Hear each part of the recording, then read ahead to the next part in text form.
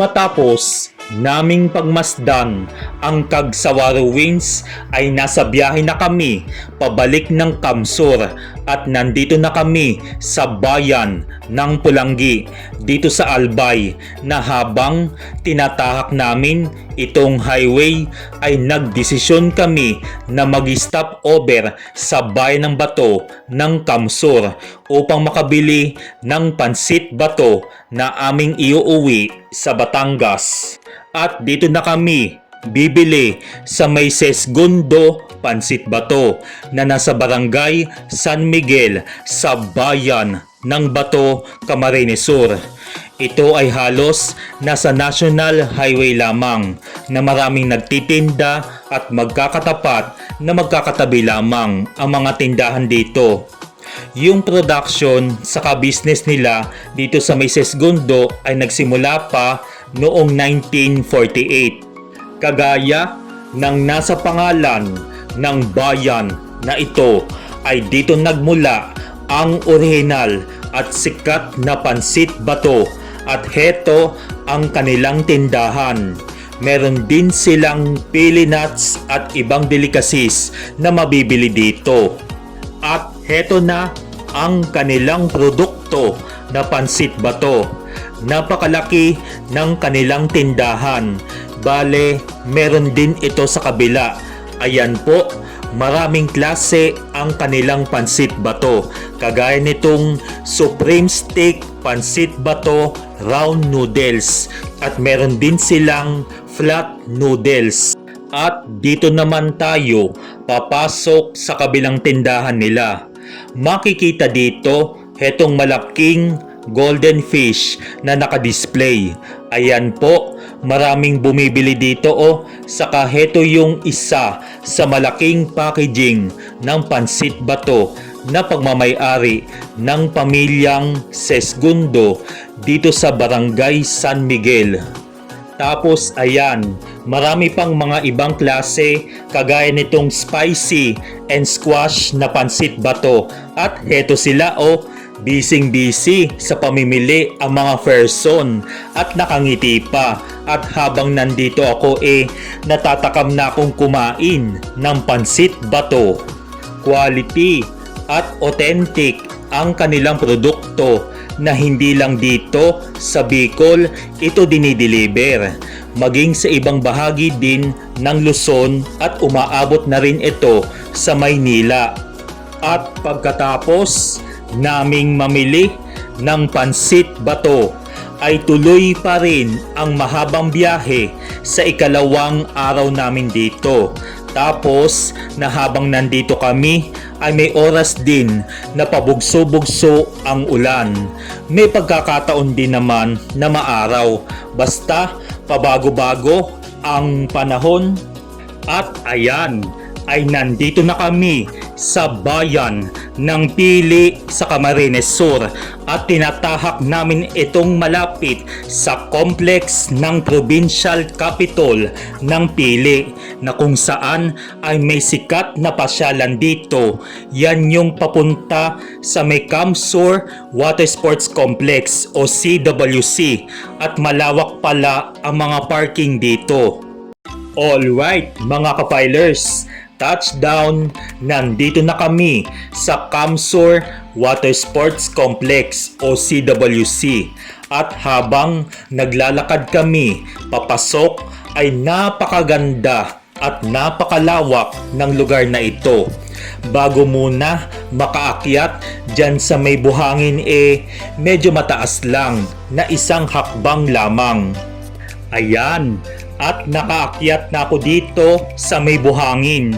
Abay, Malawaytsan pala lakas makaburakay ang datingan. Parang tinatawag na tuloy ako ng dagat. Pero yang nasa harapan ay isa po yan, man-made lake na ginawa dito sa CWC.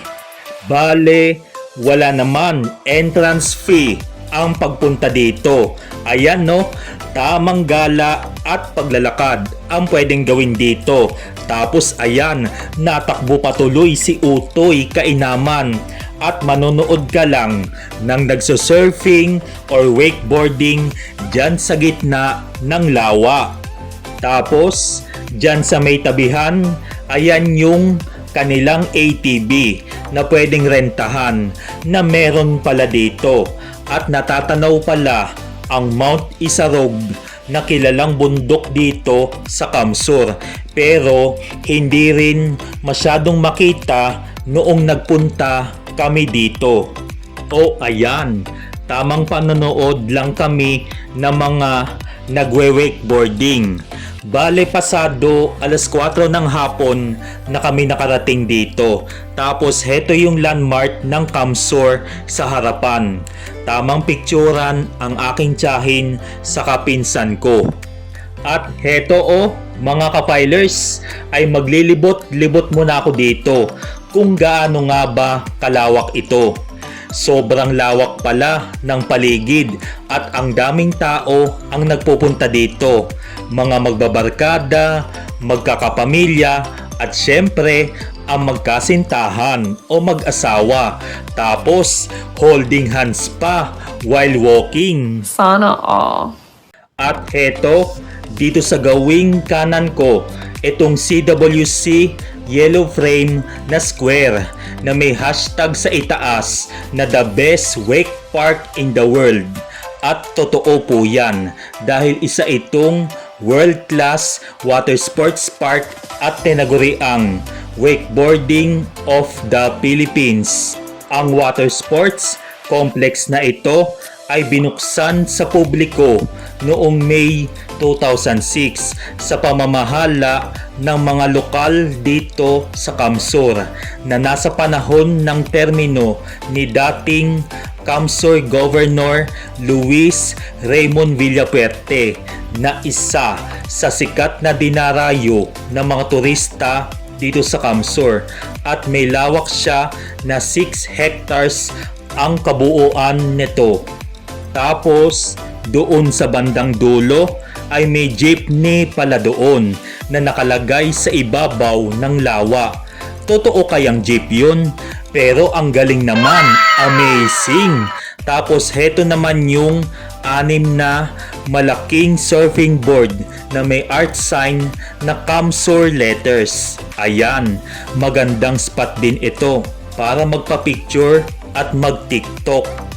At matatanaw nyo dyan sa kabilang banda ang kanilang mga rent cottages na cabanas type ang itsura. Tapos meron din silang available na spa massage na pwede kayong magpamasahe ng inyong katawan. At may clubhouse restaurant dyan na pwede ninyong makainan, and then meron din resort dito sa CWC na talaga naman na mag-e-enjoy kayo.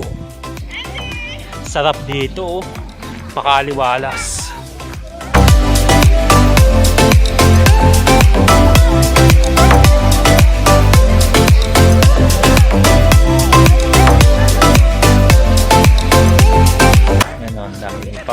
Picture.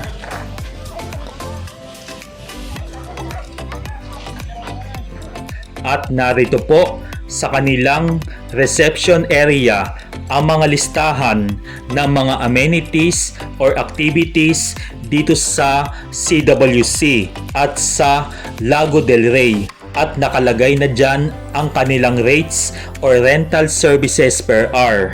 I-post nyo na lamang ang part ng bidyong ito para may idea kayo sa bawat rates of activities per hour nila.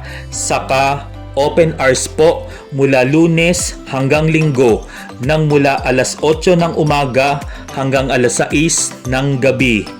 Heto naman ang kanilang surfing board na may safety gears na rin dyan na magagamit dito kapag gusto nyo na mag-wakeboarding o masubukan ang mga adventures dito. Pero syempre, magre-register po muna tayo. Speaking of water sports activities, ay napakarami talaga dito. Syempre, may wakeboarding, wake skating, kneeboarding at water skiing na kung saan ay kung marunong ka o eksperto sa ganitong larangan ay perfect ito para sa inyo na swak naman na mag-e-enjoy ka dito. Pero kung ikaw naman ay beginners pa na gusto mong itry ang wakeboarding, ay may practice area naman sila dito. Ang nagpapatakbo o nag-ooperate ng inyong pagwe-wakeboarding dito ay hitong mga cable lines na operator upang mahila kayo paikot sa lawa na ito. Parang gusto ko sanang subukan that time, kaso wala na kaming oras.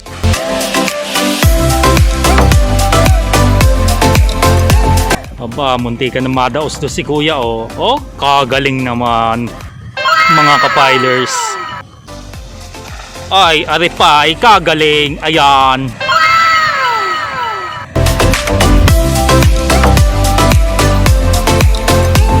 At pagkatapos, ayan, ay dito naman tayo magsisinsay sa kabilang lawa na konti lamang ang lalakarin.